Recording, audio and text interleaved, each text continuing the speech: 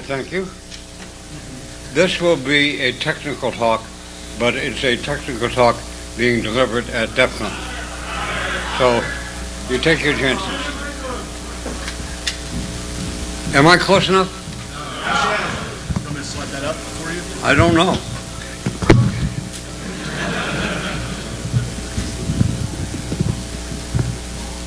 Then you can take this out. I think it works. Does it work? Hey, great. Okay. What I said was this will be a technical talk, but it is a technical talk at DEF CON. So that is makes it a little bit special. I'm going to talk about the ATM machines. That's where I get all my money. I don't know about you, but if I need some money, louder? I think, well, okay.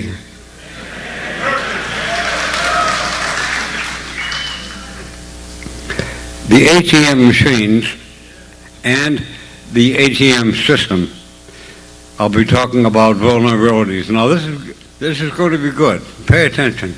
I'm going to tell you how to avoid being cheated by the ATM system. People lose an amount of money that you just wouldn't believe. It isn't just millions per year; it's more than that. I'm not. I don't have an accurate figure, but then I'm not a bank, so I don't care much. Of course, the other banks don't care much either. Now, here I am. I'm standing in front of one of these here ATM machines, and louder again, oh Lord. Well, okay.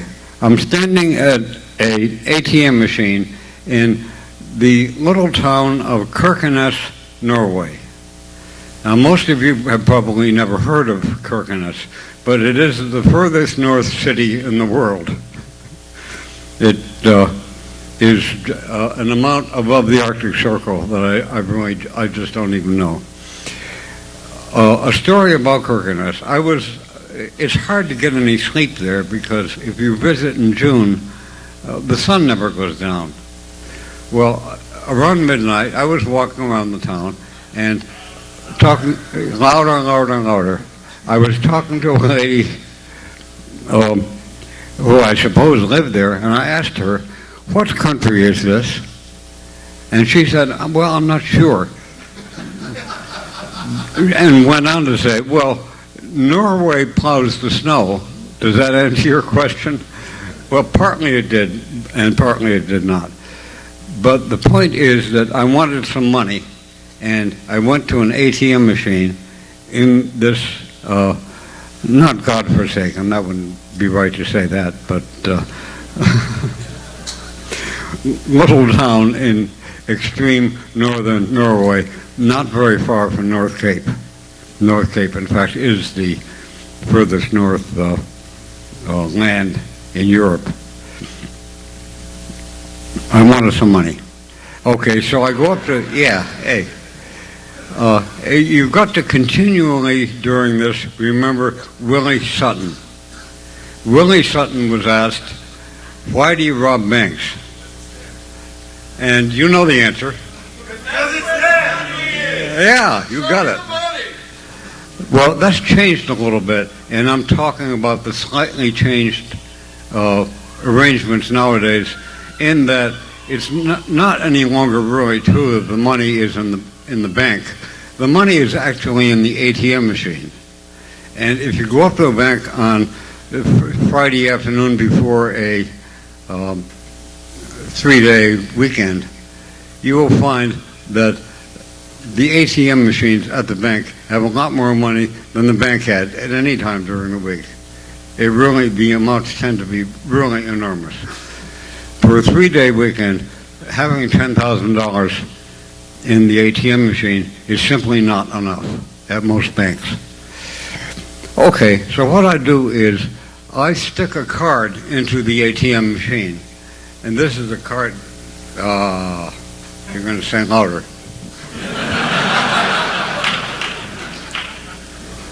I may need help. I'll appeal for help if this gets much worse. So I stick a card in the machine, and this is a card that was issued to me by my own bank somewhere in central New Hampshire. Now, the connection between extreme northern Norway and central New Hampshire is not particularly obvious. They are distant from almost any point of view that you take.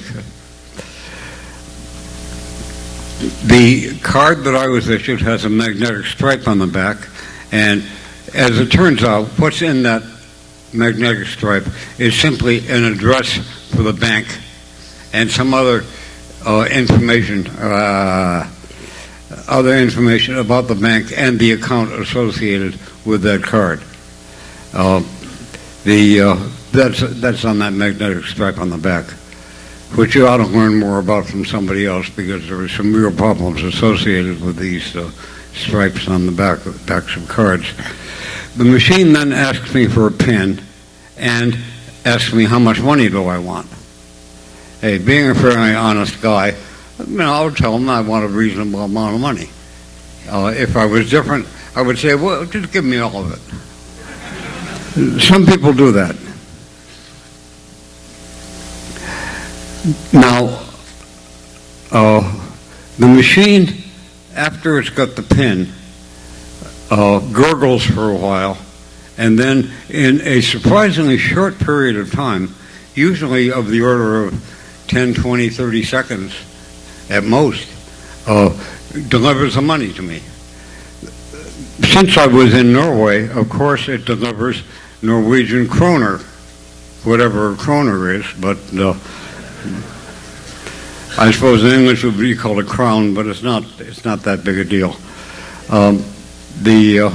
So after I put my card in the machine, type in the 4-digit PIN, I walk away, and the machine is now happy and the transaction is completed after it delivered me my money.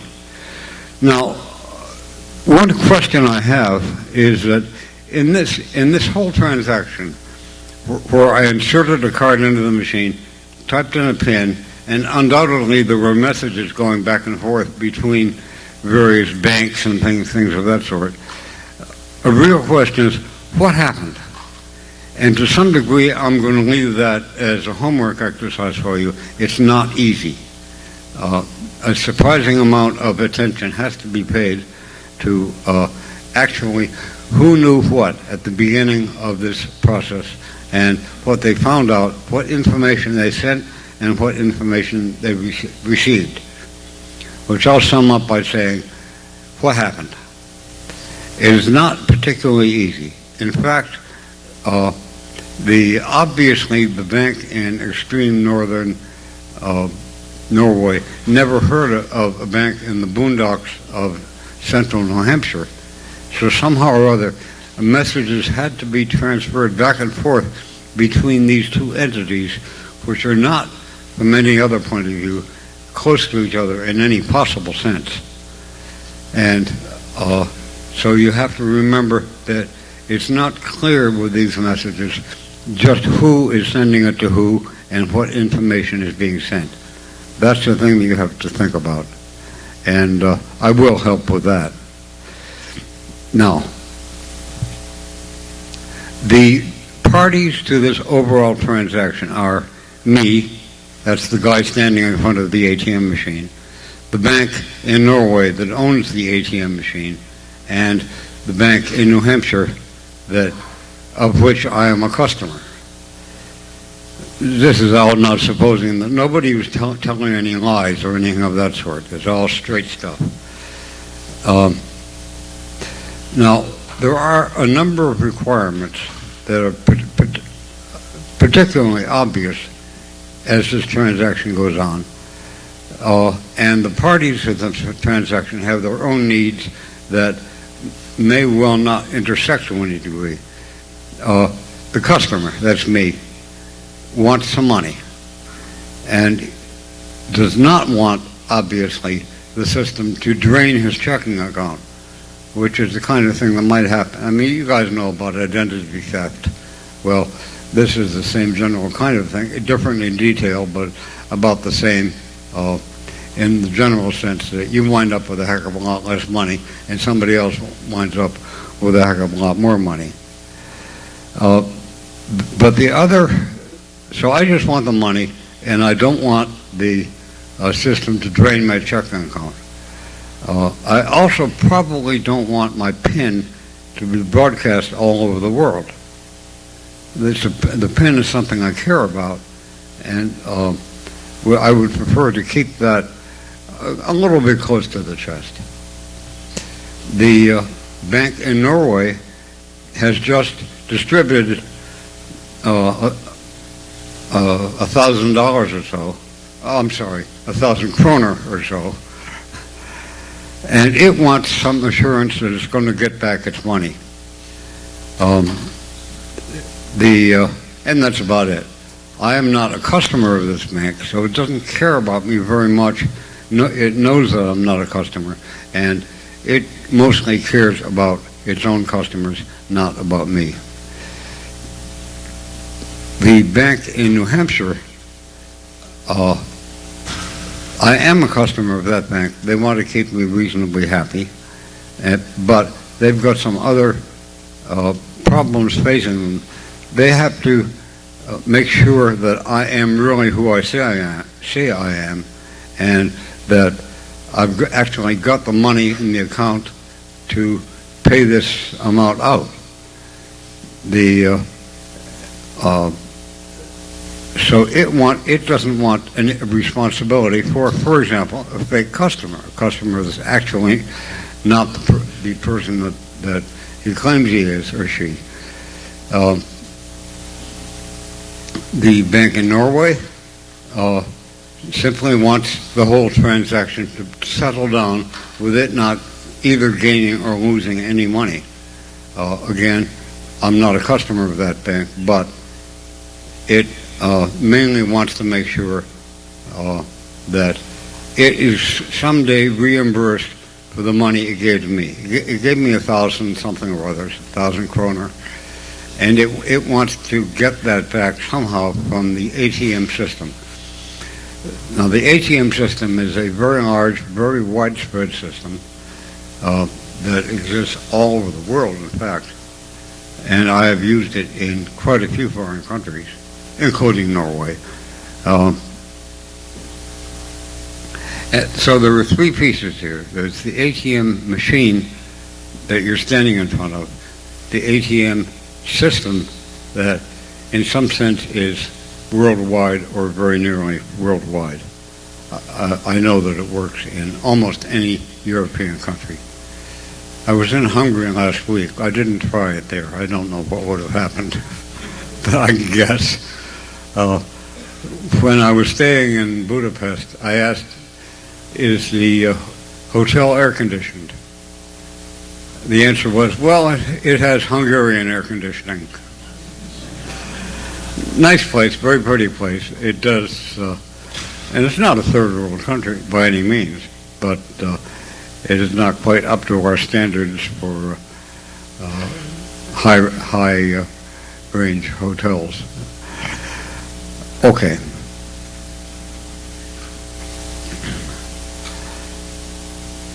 We have these parties to the transaction. Me, the ATM that I'm in front of, the bank that owns the ATM, and then some network that I'm not going to describe. It would bore you to tears, that actually connects all this together in a worldwide sense. And I'll call that just the ATM network. It is important. Without that, you wouldn't be able to use the ATM card in a whole lot of places without the ATM network existing.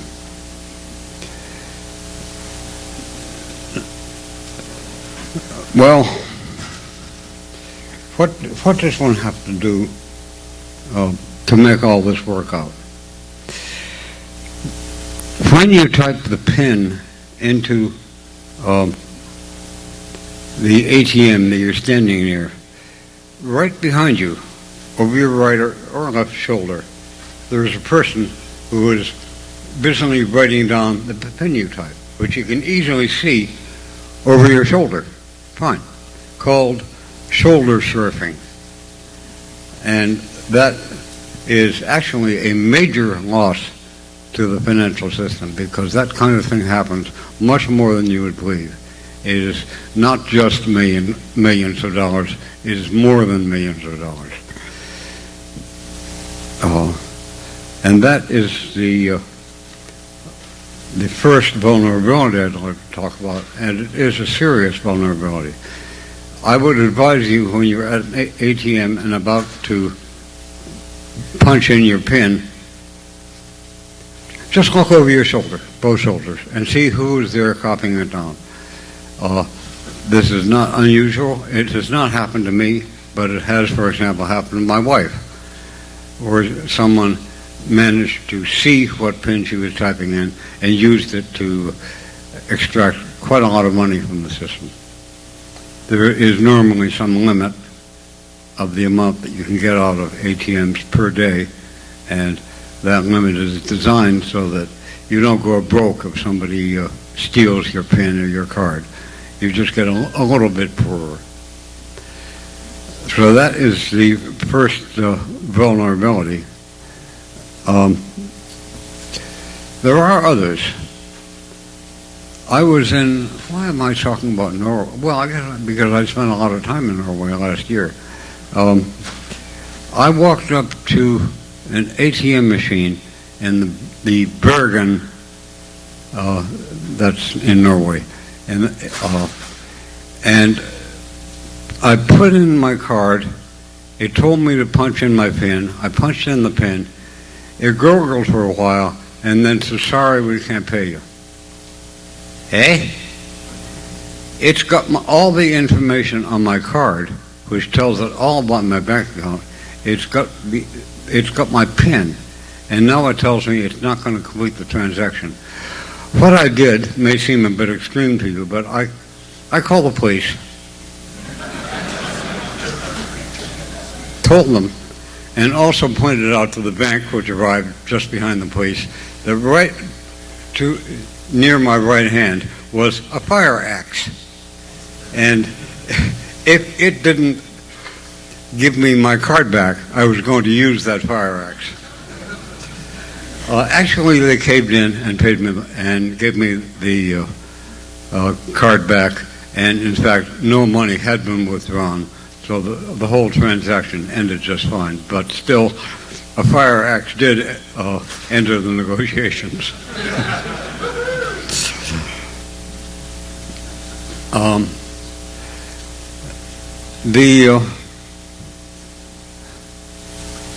What does this say?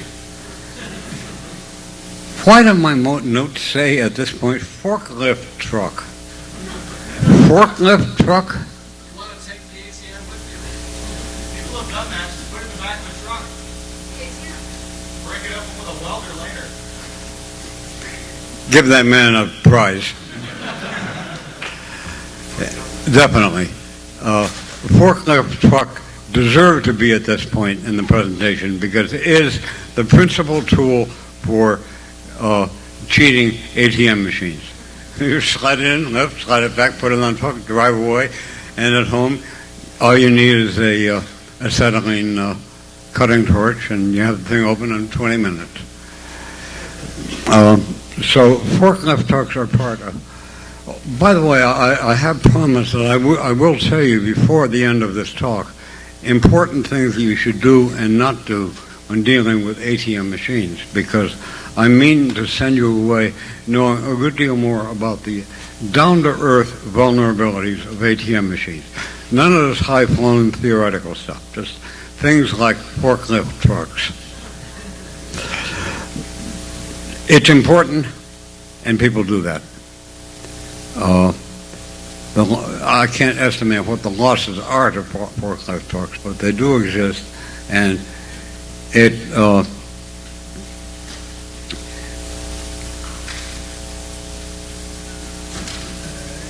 is mainly, in fact, an American habit. The Brits have a slightly different habit, and that is why am I all of a sudden louder? Somebody turn me up. The best deal at this point is you want to get money out of a ATM machine. You go to eBay, and on eBay you buy an ATM machine. Hey, they'll sell it to you. They really are there, and they don't cost very much. It's actually in the general range of $10,000 for an ATM machine. Now what you do is you install that ATM machine, like right over there in some obvious place where people pass by, and the ATM machine is reprogrammed. It's not a difficult reprogramming job, so that when somebody puts their card in, punches the PIN, it says, sorry, try again tomorrow. If you don't happen to have a fire axe, you've got a problem. But that is probably more the British scheme than the U.S. scheme, though it doesn't matter very much. So what you have in this, with this scheme is just you have a new machine. And I would advise you that if you see a ATM in a place where you've never seen one before, don't use it.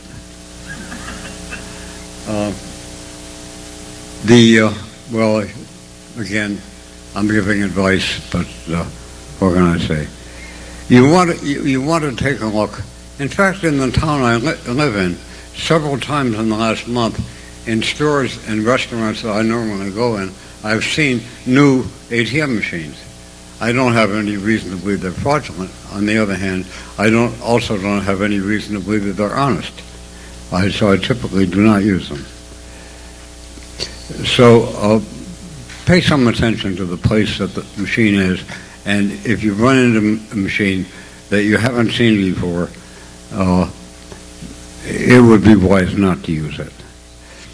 Another problem associated with the whole business of ATM machines, and it includes problems with debit cards and things of that sort also, is that banks, big deal, honest banks all over the world, but I mainly know it from the U.S. and UK. If you point out to them that they did not give you the money that you deserved, and you got fraudulent charges on your either debit card or checking out through the ATM machine, that they will simply lie about what has happened. There's several famous cases, both in the U.S. and in the UK, where it was perfectly clear that the problem was solved by the bank software, and the bank denied that it possibly could happen, and simply said that if the customer is claiming to have lost money through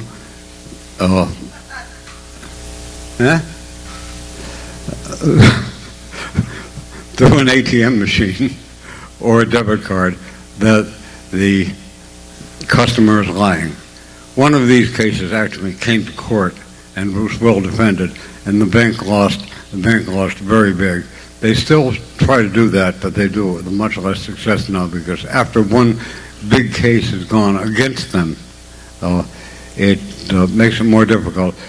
What they did in the first case was actually filed a criminal complaint against the person that was complaining about loss of money in the ATM system.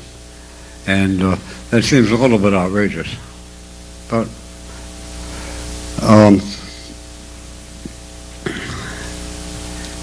I better finish all this technical stuff so I can give you all this valuable advice that you want.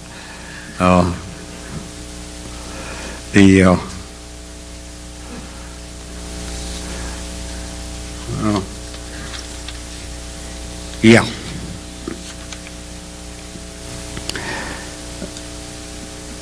The way that the system works, the first thing that happens when you begin an ATM transaction is that the bank associated with the ATM machine you're using sends a message to the bank that issued the ATM.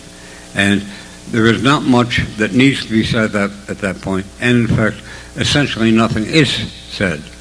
The message that goes from the ATM machine through the ATM network to the issuing bank simply says, "Hello, I've got a message for you." Response is that the bank dreams up an encryption key and sends that key back to the customer. This is fairly standard stuff nowadays in cryptography. There are any number of ways associated with cryptographic schemes where encryption and decryption, one is much more difficult than the other. So, oh dear. So that all you need to do is to send the one party to send a key to the other. And now transmissions in the other direction become much, much easier. And this is not only a common but an almost universal practice in cryptography nowadays.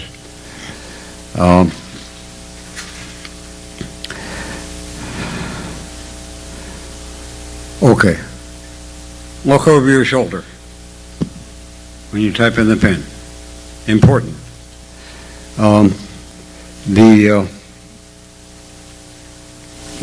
Pay some attention to the place where you see the machine, and if you recognize something as being a new machine, go somewhere else.